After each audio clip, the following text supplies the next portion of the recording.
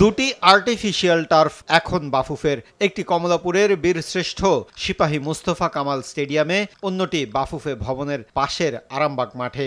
ফিফার ফরওয়ার্ড প্রোগ্রামের আওতায় হওয়া এই টার্ফের প্রতিটি স্থাপনে খরচ হয়েছে $1.3 মিলিয়ন, যার সম্পূর্ণ অর্থায়ন করেছে ফিফা।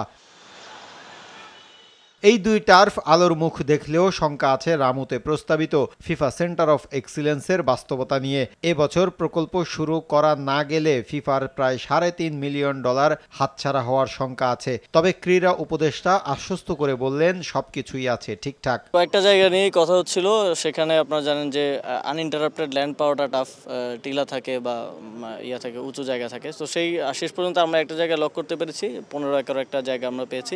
সেটা এখন ভূমি মন্ত্রণালয়ের প্রসেসিং আছে। সেটা আশা করি যে ফান্ড আমাদের এখান থেকে যাওয়ার মতো সিচুয়েশন হবে না। এর মধ্যেই আমরা উইথ কোলাবোরেশন উইথ বাফুফে, ভূমি মন্ত্রণালয়, অন্যান্য সংশ্লিষ্ট যারা আছে, আমরা এটা নিশ্চিত করতে পারবো। বিষয়টি নিয়ে অবশ্য শঙ্কা নেই বাফুফের সভাপতির। নভেম্বরে কাজ শুরুর আশা তার। কারেন্টলি যেই টিম ওয়ার্কটা আমি দেখতেছি আমাদের ন্যাশনাল স্পোর্টস কাউন্সিলের ইডি সাহেবের মাধ্যমে, প্লাস আমাদের যুব ক্রীড়া মন্ত্রণালয়ের সচিব সাহেবের মাধ্যমে, আমি বিশ্বাস করি যে নভেম্বরের 24 আগে কাজটা সম্পূর্ণ হবে। কারণ আমরা জানি যে এএফসির প্রেসিডেন্ট শেখ সালমান বিন খালিফা প্লাস ফিফা ডেভেলপমেন্ট কমিটির চেয়ারম্যান, উনি বাংলাদেশে আসছেন নভেম্বর মাসে।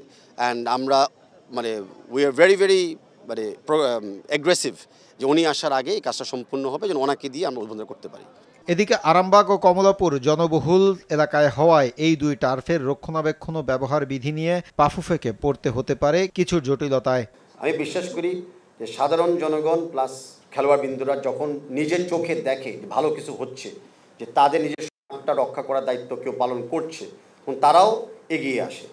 বিশেষ করি আমাদের যে দুটা অ্যাসোসিয়েশন আমরা বসিয়েছি, ওই এলাকার লোকজনও আমাদেরকে সহযোগিতা করবে এগুলোকে রক্ষা করার জন্য, মেইনটেইন করার জন্য।